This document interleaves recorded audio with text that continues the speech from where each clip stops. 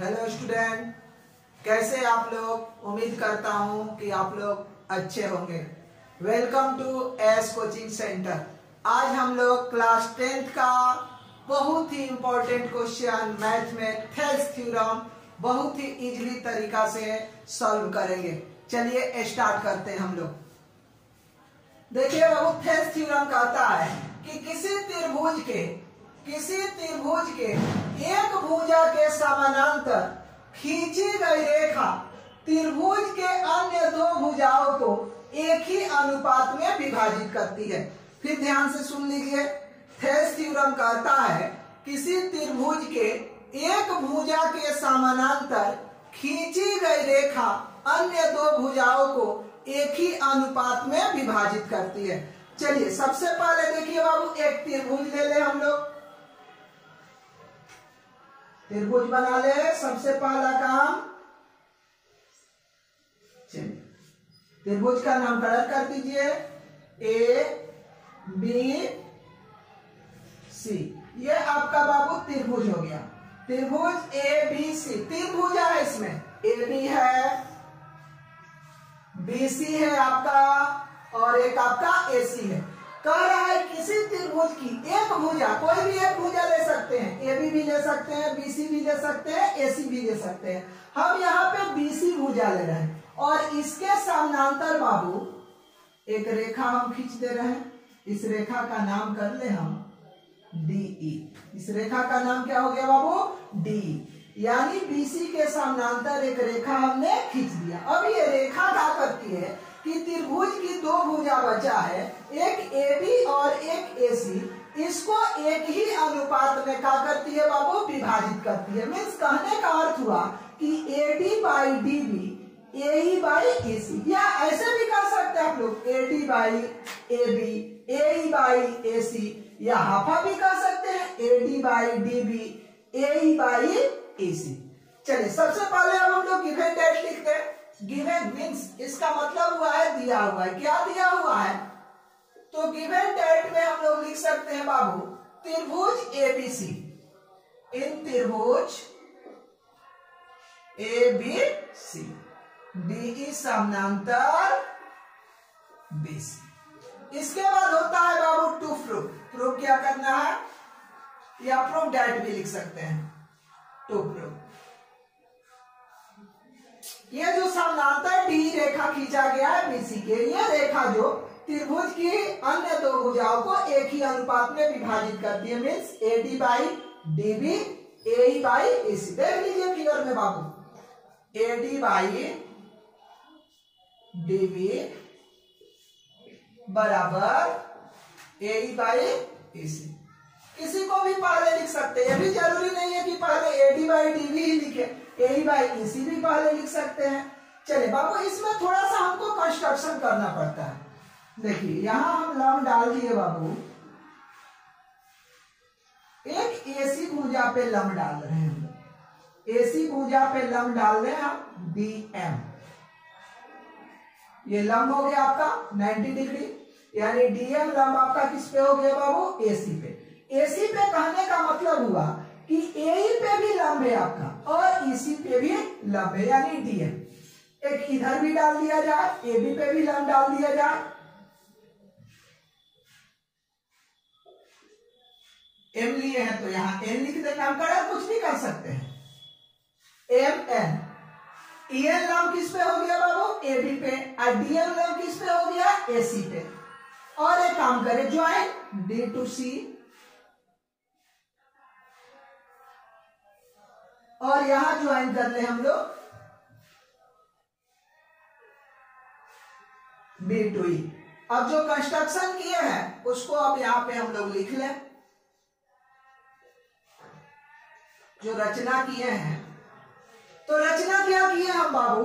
DM लंब खींचे हैं एसी पे, तो लिख ले रहे हैं यहां पे डीएम लंब आपका एसी, एंड ईएन लंब जो है बाबू, ईएन ये वाला ईएन लंब आपका A B,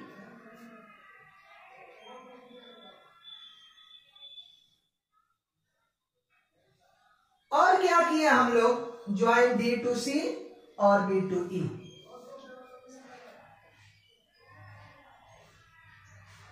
join BE and D C. इसके बाद बाबू हम लोग परमार देते हैं। अब यहां पे देखिए प्रूफ,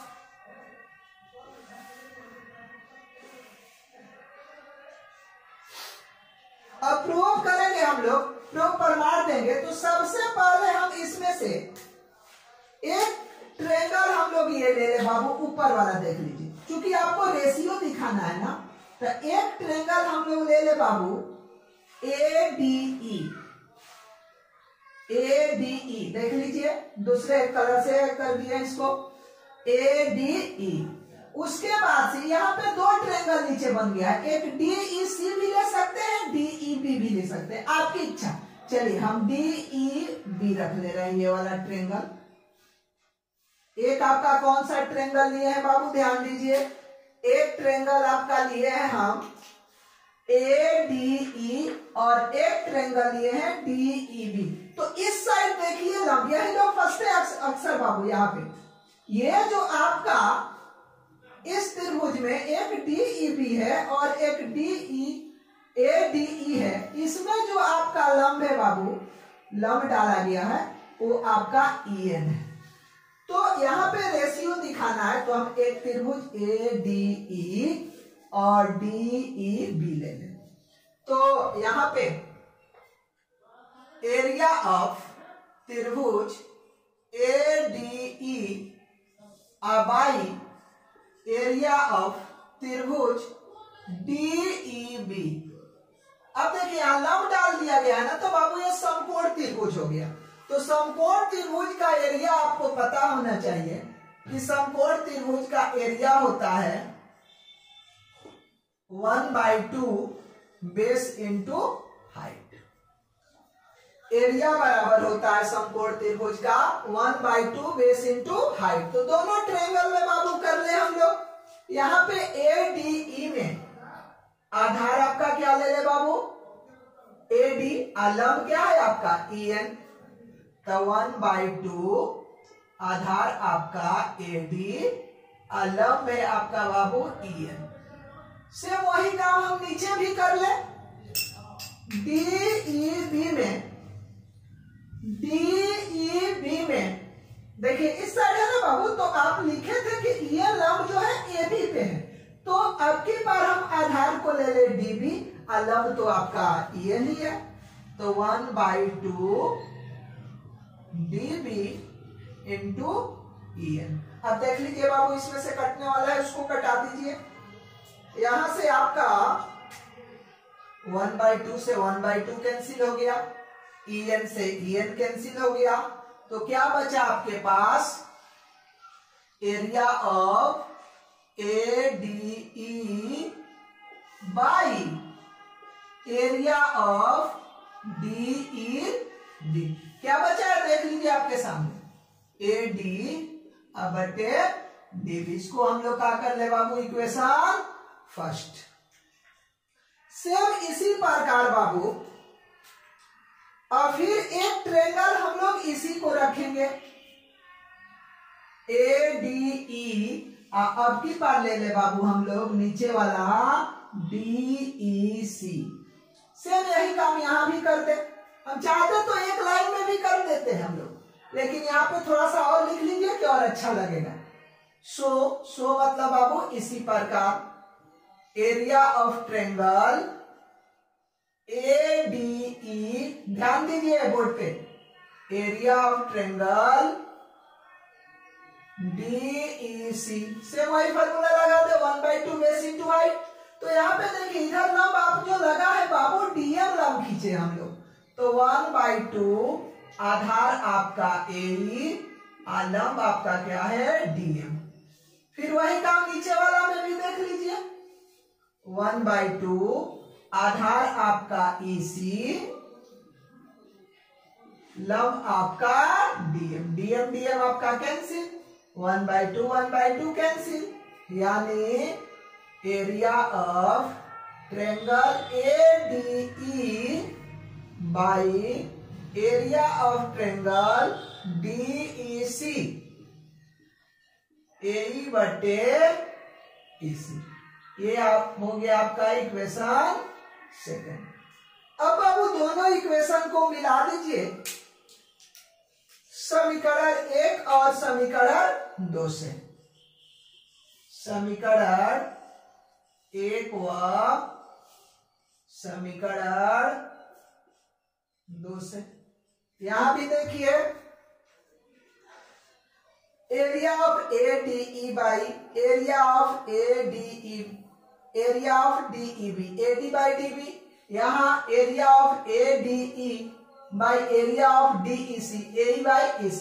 यही ना आपको प्रूव करना था कि AD by DB AE by EC। तो इक्वेशन 1 और 2 से आपका AD by DB AE by EC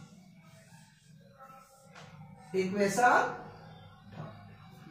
बस इतना ही का आपका काफी है, ये आपका प्रूव्ड हो गया थेल्स थ्योरम। चलिए आज हम लोग वीडियो यहीं पे समाप्त करते हैं। आशा करता हूं कि ये थेल्स थ्योरम आपको अच्छा से समझ में आ गया होगा। अगर समझ में आ गया होगा तो ज्यादा से ज्यादा लाइक कीजिए और अपने दोस्तों में शेयर कीजिए ताकि उनको भी इसका लाभ मिल सके। Thank you.